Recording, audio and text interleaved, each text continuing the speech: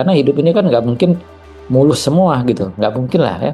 Ini saya belajar dari banyak sekali orang-orang yang sudah saya wawancarai sejak 2009. Orang Lim Swee King juga misalnya kan dia pernah kalah, tapi kan bisa bangkit lagi misalnya gitu.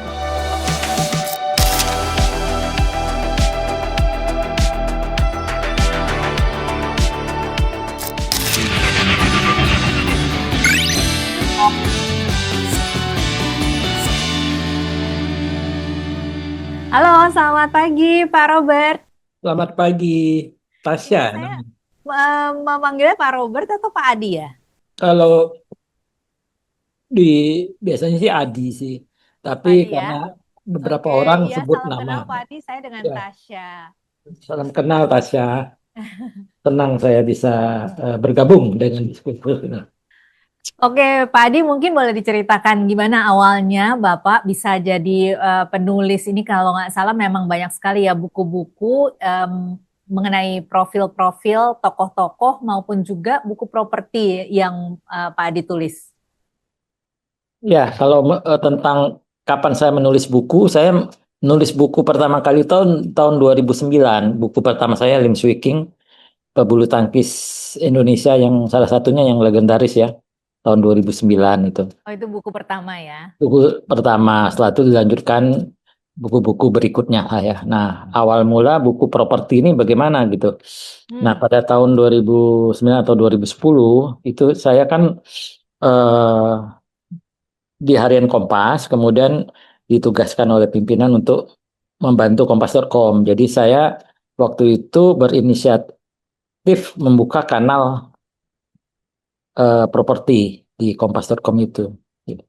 Nah, waktu itu saya berpikir bagaimana caranya supaya kanal ini menarik ya. Kemudian saya mewawancarai beberapa pemimpin industri properti, kepala developer, dan kemudian setelah cukup banyak saya minta izin sama Kang Taufik Miharja almarhum ya untuk Hmm. dibukukan. Dan itu menjadi buku properti pertama saya tahun 2011. Judulnya Rahasia Sukses Pengusaha Properti 2011 itu. Rahasia Diterbitkan sukses pengusaha properti. diterbitkan oleh Buana Ilmu Populer, masih grup Kompas Gramedia, grup Gramedia. Tetapi Oh, jauh sebelumnya saya kan jurnalis kan, jurnalis dulu City Desk ya, Desk Metropolitan, Desk Kota di Kompas ya, Harian Kompas. Dan itu beberapa kali ketemu Pak Ciputra tuh di Balai Kota hmm. Jakarta ya. Jadi tahun awal 96 itu Pak Ciputra menyatakan cita-citanya untuk menjadikan trotoar di Jalan Kasablanka ya, Dr. Satrio itu mirip Orchard Road yang lebar itu. Nah, Hmm. tahun 95 juga saya kan sebagai jurnalis di Balai Kota itu pernah menulis berita utama di Kompas, headline halaman 1 tentang rencana pemerintah membangun subway atau MRT lah kalau sekarang Blok M Kota. Cuman sayangnya rencana itu berantakan setelah Indonesia masuk jurang krisis moneter 98. Ya. Tuh, jadi itu menurut saya menarik gitu karena itu awal mula saya pikir memang ada kaitannya infrastruktur transportasi itu dengan properti. Hmm. Jadi dari sejak rahasia sukses properti tadi itu, kemudian sampai sekarang itu berarti sudah banyak sekali ya pemimpin properti ataupun CEO-CEO yang sudah pernah diwawancarai atau ditulis apa profilnya gitu ya, Pak. Ya, Nah, ini ya dari betul. semua itu mana yang paling berkesan? Pak Cip itu tadi. Ya, kalau ditanya siapa yang paling berkesan, itu kalau menurut saya sih ya Pak Ciputra itu kan memang begawan properti, maestro properti Indonesia. Siapapun tidak bisa membantah gitu loh. Karena beliaulah yang memulai semuanya kan. Pondok Indah, kemudian beliau kan mulainya dari Jaya Group, kemudian Metropolitan Development kan, kemudian Ciputra untuk tempat yang dikendalikan oleh anak-anak cucu dan menantunya. Tapi awalnya itu kan beliau kerjasama dengan pemerintah kan Jaya Group, Hmm. ya kan, bangun Bintaro juga, bangun Ancol, kemudian Metropolitan Development, gedung-gedung Wisma BNI, BRI yang dulu ya tahun 80-an itu, ya itu yang bangun memang perusahaannya yang dipimpin oleh Pak Ciputra dan mitra-mitranya. Oke, Itu. artinya dari Pak Ciputra sendiri, Pak Adi itu selain mengagumi karya-karyanya gitu ya, Hmm. achievements beliau, apa saja sisi lain dari Pak Ciputra yang mungkin Pak Adi angkat di dalam buku Pak Adi? Iya, kalau Pak Ciputra ini kan beliau punya tiga tiga ini ya, panduan gitu ya, Hmm. yang kini juga dilanjutkan oleh anak-anak dan cucu-cucunya ya. Karena Pak Ciputra kan sudah meninggal dunia ya. Oke, kalau dari pola pikir Pak Ciputra sendiri, apa yang paling membuat Pak Adi terkesan? Iya, sekarang grup Ciputra ini kan berhasil membangun perumahan itu di hampir seluruh kota di Indonesia. Di pada tahun 2025 itu udah 35 kota. Jadi brand Ciputra ini itu sudah diakui oleh masyarakat. Jadi ketika ketika salah satu cucunya ya anak Pak Budi Asa Sastrawinata itu namanya Nararia itu eh, salah satu direktur Ciputra Group sekarang itu membangun rumah-rumah tapak landed house pada tahun 2002 setelah pasca pandemi lah. Itu salah satunya Citra Grand Serpong itu penjualannya sangat tinggi pada itu pasca pandemi. Jadi menjadi menurut Nara itu adalah rekor penjualan Ciputra Group sepanjang sejarah. Jadi bagaimana grup Ciputra ini tetap mempertahankan brandnya. Jadi orang tuh percaya kualitasnya pasti tinggi. Reputasi mereka itu tetap tinggi gitu. Jadi itu yang menurut saya tetap dipertahankan oleh eh, perusahaan ini. Jadi nama besar Ciputra itu tetap abadi sepanjang eh, keluarganya atau profesional-profesional yang bekerja di perusahaan itu juga tetap mempertahankan. Itu kan nggak gampang itu mempertahankan brand, mempertahankan nama baik perusahaan nama baik Ciputra itu tidak gampang sehingga orang percaya. Jadi memang ternyata dari buku yang saya tulis wawancara Harun Hayadi ya yang di buku 26 Kisah Inspiratif itu Pak Harun tuh bilang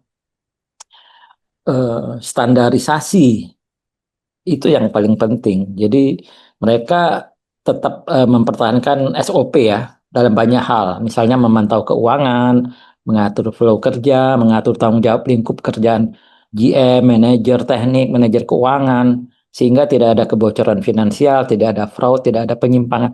Itu menurut saya sesuatu yang tidak mudah dilakukan oleh perusahaan besar seperti di Putra Group, tetapi mereka bisa gitu. Mereka bisa melakukannya dan itu dipertahankan terus kan oleh eh, para Baik. profesional maupun anggota keluarganya yang terjun dalam bisnis itu.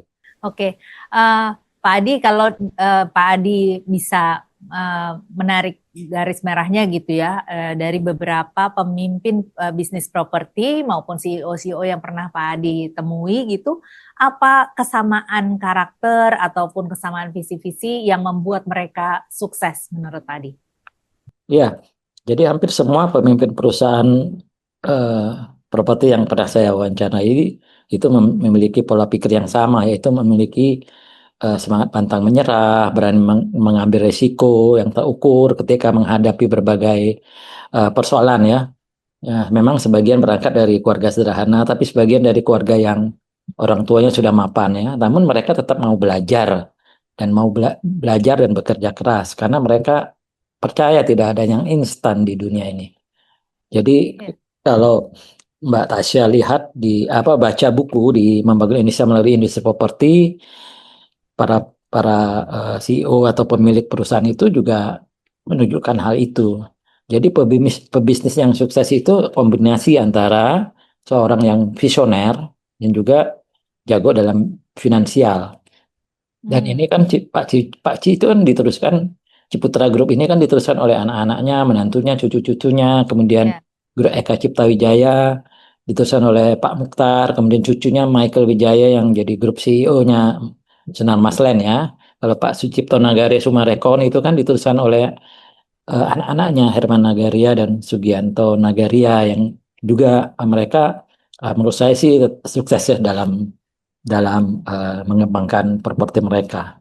Jadi kalau Mbak Tasya nanya, saya boleh cerita sedikit ya. Mereka itu punya visi yang jauh ke depan, berani mengambil risiko yang terukur, belajar dari kesalahan masa lalu untuk kemudian meraih sukses. Tentu saja kan masing-masing perusahaan memiliki cara yang berbeda ya. Kalau grup Ciputra ya, sebelum krisis moneter, itu mengakui bahwa mereka membeli lahan dengan cara berutang ya. Tapi pasca krisis 98 mereka menyadari kesalahan itu dan mereka membeli lahan untuk bank tanah atau land bank itu dari keuntungan, dapat untung baru mereka sisihkan untuk mengembangkan bisnis di masa depan. Nah, ini disampaikan oleh putrinya Pak Ciputra yang pernah saya wawancarai 2 kali ya, Ibu Junita, yang saat ini komisaris utama Metropolitan Land. Jadi bagaimana ayahnya menginstruksikan ya untuk semua jajaran itu berhemat di masa krisis dan pasca krisis. Jadi saya ingat pada tahun 2010 atau 2011 saya diundang oleh Pak Harun Hayadi, ini suaminya Pak Ibu Junita atau menantunya Pak Ci, itu ke salah satu kota di Sumatera. Jadi beberapa direksi ikut ke sana. Mereka duduk di kelas ekonomi. Padahal kan kita tahu Ciputra Group itu pengembang besar. Jadi memang teladan dari pemimpin itu memang perlu ya. Kemudian Pak Michael Wijaya nih si grup CEO Sinar Maslen ya. Saya ketemu dia kan 2010 atau 2011 juga untuk buku Rahasia Sukses Pengusaha Properti. Pak Michael ini punya visi jauh ke depan dalam membangun eh, pengembangan properti di wilayahnya. Salah satunya The Breeze ya. Nah, ketika pertama pertama kali bertemu saya tahun 2010, Michael ini bilang, dia panggil saya Robert, saya baru ditunjuk sebagai CEO katanya. Nah, tapi salah satu legasinya adalah mall tanpa dinding The Breeze itu, The Breeze BSD. Tahu kan Mbak Tasya Ya. kan? Jadi Pak Michael ini waktu itu hanya ngasih gambar konsep, baru The Breeze itu baru konsep yang kemudian saya muat dalam buku itu Rahasia Sukses itu Pengusaha Properti. Jadi Pak Michael ini cerita bahwa dia waktu itu dikritik oleh tim dan juga anggota keluarganya sendiri. Mengapa begitu banyak ruang terbuka? Padahal kalau dijadikan ruko misalnya atau rumah itu kan bisa menghasilkan banyak uang kan. Tapi Pak Michael ini punya visi yang jauh ke depan. Ya, ketika pandemi kan ketika banyak mall yang sepi, The Breeze ini yang paling ramai. Bahkan sampai sekarang, jadi The Breeze ini sudah jadi salah satu ikon BSD City. Nah, Kuncinya Michael apa juga, pada saat itu? jadi Michael ini juga membangun Green Office Park yang dijadikan contoh oleh Presiden Joko Widodo ya ketika akan membangun IKN. Bentuknya apa, formatnya seperti itu. Itu yang menurut saya sih eh, visioner, kemudian juga memikirkan ke depannya juga lah bisnis mereka itu. Mhm. Oke, jadi sesuatu yang berbeda tetapi tidak mengambil risiko yang apa namanya yang tidak terukur gitu ya, tapi semuanya sudah diperhitungkan begitu ya. Ya, walaupun memang misalnya ada yang eh, ya tidak dapat diprediksi ya ketika 98 itu. Tapi ya kalau grup Ciputra kan bisa membalikkan keadaannya gitu. Tapi dengan cara berbagai cara, dengan cara berhemat gitu ya. Ibu Junita eh, cerita ke saya begitu deh. Jadi mereka punya apa namanya eh, sikap apa dan juga karakter yang lebih yang sederhana, disiplin gitu ya Pak, dan Iya, juga bisa menahan diri untuk berhemat, tetapi untuk suatu tujuan yang lebih jauh gitu ke ya. depan. Kalau Sumarekon, ya Mbak Tasya, saya lanjutin lagi. Kalau Sumarekon ya seperti yang ditulis dalam buku saya Membangun Indonesia Melalui Industri Properti, itu kan mereka membangun beberapa mall ya, Hmm, tempatnya Mbak Tasya juga. ya, Mereka menjaga relasi dengan tenan ya, penyewa, itu dengan cara memberikan potongan harga pada penyewa yang mengalami kesulitan pada masa pandemi COVID itu. Jadi mereka menyadari bahwa penyewa atau tenant itu mitra utama. Jadi karena itulah ya setiap kali Summarecon membangun mall di Bekasi, Bandung, sukses semua kan? Karena Tenant-tenantnya itu ya. karena tenant-tenantnya itu merasa ya Summarecon ini sudah teman gitu loh. Jadi sudah menghargai mereka juga. Jadi mereka yang sudah sukses di Kelapa Gading, di Serpong itu ikut bersedia ikut serta menghidupkan mall-mall Summarecon di tempat-tempat yang baru itu. Nah, ini disampaikan Pak Sucipto Nagaria dalam buku Rahasia Sukses Pengusaha Properti yang 2011 itu. Dan Hmm. kemudian juga oleh Pak Herman Nagaria dan Sugianto Nagaria dalam buku Membangun Indonesia Melalui Industri Properti. Jadi eh, mereka itu menghargai siapa namanya? Menghargai tenan-tenan itu dengan baik gitu loh, Mbak. Sehingga ya tenan-tenan pun juga ini. Nah, kemudian yang seperti saya sampaikan tadi, Nararia Ciputra Sastrawinata ini kan adalah anaknya Pak Budiarsa ya, dan cucunya Pak Cip. Itu Hmm. melihat itu ini kejelian melihat peluang gitu loh. Jadi melihat kebutuhan konsumen pasca pandemi ini beralih ke landed house. Kan Hmm. sebelumnya kan banyak sekali orang ramai-ramai membeli apartemen kan, tapi pandemi itu mengubah segalanya. Jadi Nara ini dengan cepat bersama timnya memutuskan untuk mengubah arah, membangun rumah tapak di sejumlah lokasi. Jadi salah satu proyek yang sukses yang paling berhasil itu ada Citra Garden Serpong di Cisauk yang hasil penjualannya menurut Nara itu memecah rekor sepanjang sejarah Ciputra Group. Jadi saya kira Nara itu bukan sekadar generasi penerus keluarga Ciputra, tapi juga punya visi dia, kemampuan melanjutkan perusahaan besar ini. Juga demikian juga Michael, bukan hanya sekedar generasi ketiga Eka Cipta, tapi juga dia seorang yang visioner yang mampu mengembangkan BSD City itu sebagai kota mandiri. Jadi yang tidak termasuk visi Michael yang setuju jika MRT Jakarta itu menyambung ke Serpong. Itu sih Mbak. Wah, banyak sekali tentunya ya hal-hal yang bisa dipelajari dan juga Ya, apa namanya dari tahun ke tahun Pak Adi juga mengikuti bagaimana perkembangan dari dunia properti, terutama dari bagaimana sepak terjang dari para pemimpin-pemimpin bisnis properti ini.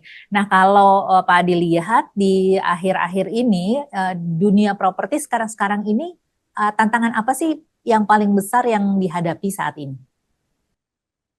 iya. Sekarang sih kalau menurut saya sih memang beberapa regulasi ya, regulasi eh, dan juga tentang pajak ya. Memang Hmm. kemarin waktu menulis buku Membangun Indonesia melalui industri properti ini eh, beberapa narasumber pernah mengatakan hal itu. Salah satunya Pak Michael Wijaya ini kan mengusulkan ya, mengusulkan agar pembeli rumah ya, rumah pertama itu jangan nggak perlu lah dipajakin gitu. Kemudian industri perbankan juga sebaiknya ya juga memberikan kemudahan untuk para pembeli pertama sehingga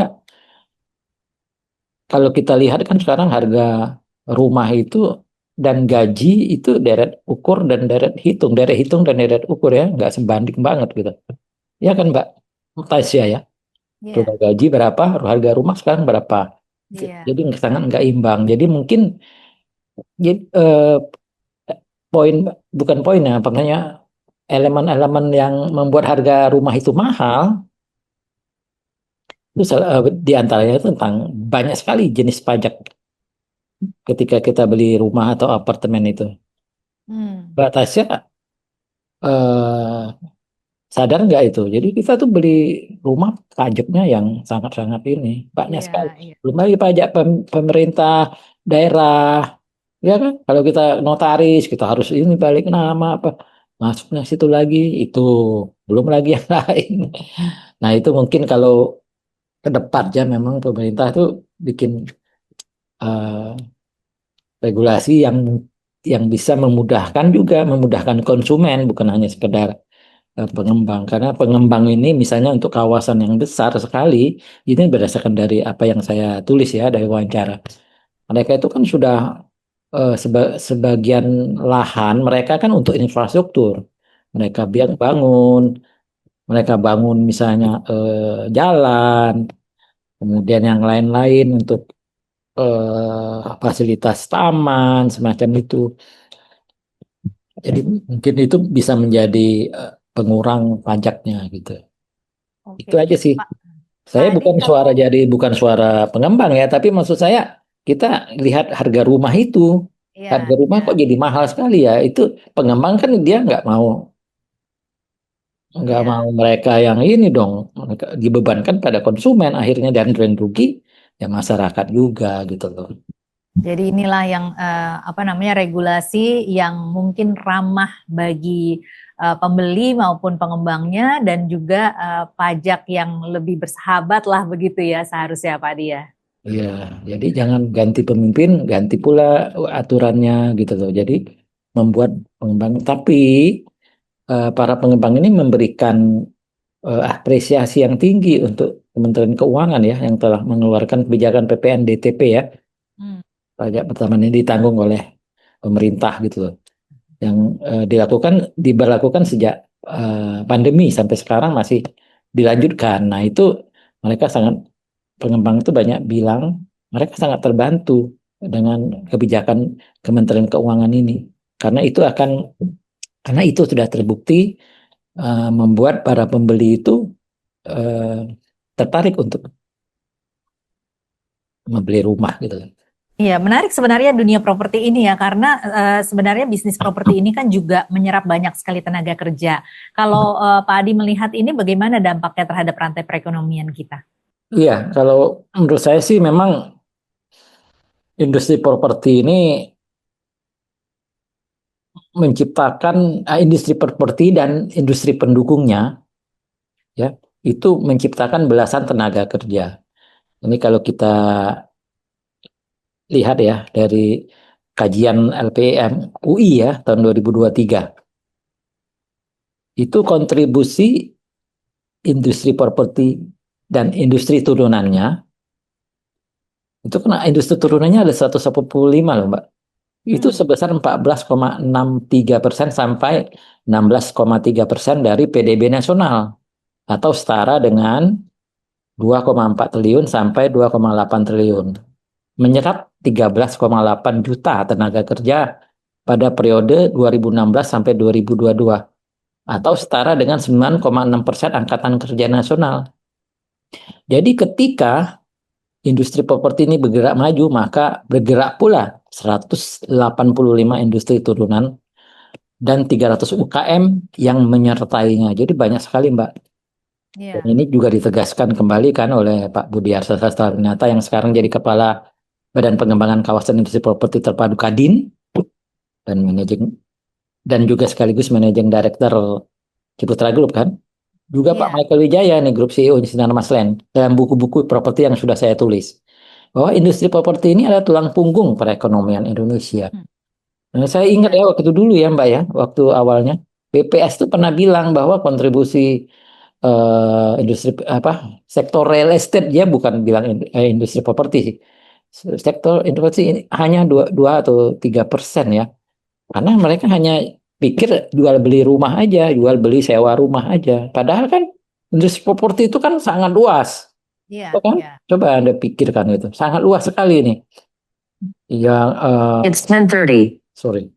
Dia menghidupkan itu semen, beton, industri baja, keramik, kaca, perbankan, keuangan, jasa pembiayaan, industri furniture, interior, rumah tangga, logistik, dan banyak sekali lah pokoknya industri turunannya nih. Jadi Iya. bukan hanya Iya. sekedar ini. Ini baru perumahan. Belum lagi kan industri pendukungnya itu kan ada misalnya hotel, Hmm. ya kan? Mall, gedung perkantoran, banyak sekali, Mbak.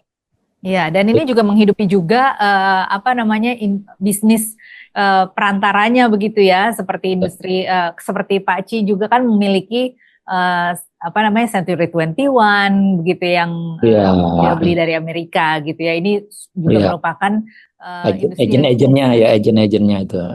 iya, itu juga menyerap banyak sekali tenaga kerja, terutama mungkin itu bisa menjadi pilihan di mana saat ini banyak sekali ya PHK, Pak Adi. Ya, iya.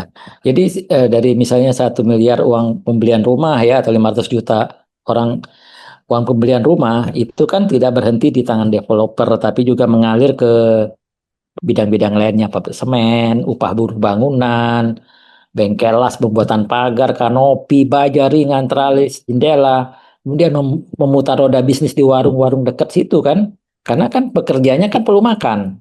Betul. Jadi tidak hanya berhenti saat serah terima kunci, tapi juga kan rumah itu harus diisi dengan furniture, alat rumah tangga, menghidupkan jasa pengiriman, logistik, banyak sekali industri properti ini turunannya. Jadi begitu industri properti ini bergerak, semuanya bergerak dan itu menciptakan seperti UI tadi bilang kan, LPM UI itu 13 juta tenaga kerja lebih ya. Iya. Jadi memang artinya pemerintah itu harus serius memperhatikan industri properti, jangan Termasuk diabaikan juga dia. agensi-agensi tadi itu yang saya Ya, katakan, karena di sekarang ini di mana banyak sekali PHK atau pemutusan hubungan kerja ini, akhirnya ini menjadi salah satu alternatif yang dipilih oleh orang yang mana memang tidak terbatas pada usia gitu ya, mulai dari yang ya. muda sampai yang tua gitu. Nah, kalau yang muda ini apa kira-kira nasihat yang mungkin Pak Adi bisa berikan jika mereka ingin terjun ke dunia ini? Iya, sebagai penulis buku kan saya tidak dalam kapasitas ya untuk memberi nasihat ya. Karena Ya, yang tapi memberi mungkin bisa yang paling belajar ya kompeten ya. Nah, dari ya, para tokoh-tokoh besar ini. ya, karena yang kompeten ini kan adalah pebisnis yang sudah terbukti melewati berbagai badai dan krisis. Yang sampai sekarang bisnis propertinya itu kan masih hidup, masih berkembang dan makin menggurita. Tapi memang saya menyarankan juga untuk membaca mereka anak-anak muda ini membaca lah ya, membaca buku-buku properti yang bukan hanya dari saya ya, buku yang lain juga ya. Nah, termasuk nanti ada buku yang terbaru juga ya, judulnya Nanda Widya Belajar dan Bekerja Sepenuh Hati. Ini biografi seorang profesional Metropolitan Development yang ikut mendirikan Metropolitan Land ya.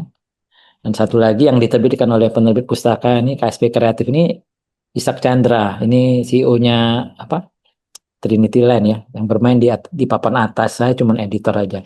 Tapi benang merah yang bisa saya tarik ya dari tokoh-tokoh ini ya, jangan pernah lelah bermimpi ya, jangan pernah menyerah dan punya visi lah, visi yang jauh ke depan, bangkitlah setelah eh, melakukan kesalahan kegagalan ya, belajar dari kegagalan itu dan berani mengambil resiko secara terukur gitu, berani melangkah. Kalau cuma diam aja ngapain gitu.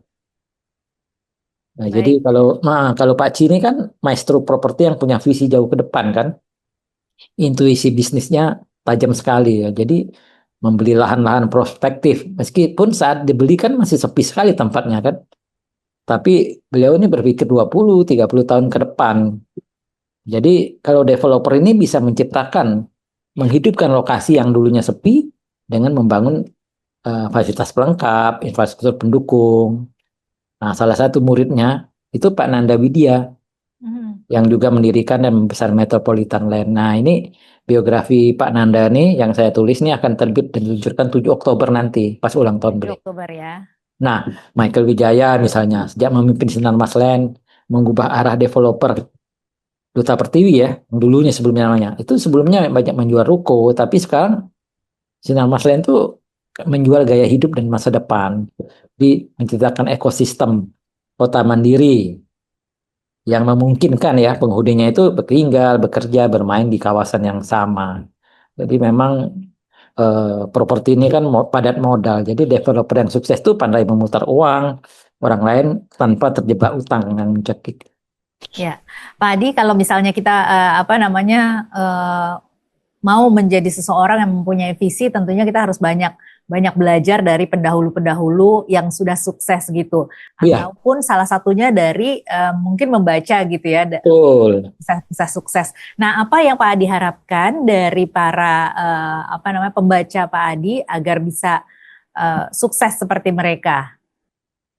Iya, kalau menurut saya sih anak-anak muda yang mau misalnya terjun dalam bisnis properti ya memang harus banyak-banyak membaca sih ya buku-buku tentang properti, tentang bisnis, tentang tokoh-tokoh yang sudah sukses. Kan mereka sukses bukan hanya nggak pernah bukannya tidak pernah gagal, mereka pasti gagal, pernah gagal. Mereka pernah juga melakukan kesalahan, tapi kan bagaimana mereka setelah gagal, setelah melakukan kesalahan itu bangkit kembali dan sukses. Nah itu yang memang harus dipelajari karena hidup ini kan nggak mungkin mulus semua gitu, nggak mungkin lah ya. Ini saya belajar dari banyak sekali orang-orang yang sudah saya wawancarai sejak 2009. Orang Lim Swee King juga misalnya kan dia pernah kalah, tapi kan bisa bangkit lagi misalnya gitu. Baik, jadi Oh ya, milikilah karakter yang memiliki visi yang jauh ke depan, kemudian jangan takut gagal, miliki keberanian untuk mengambil ambil risiko, tetapi yang resiko. terukur, dan juga ketika Ya, gagal itu jangan lupa untuk selalu punya semangat untuk bangkit, begitu ya Pak Adi? ya Baik. betul. Oke, mudah-mudahan ini para penonton kita pada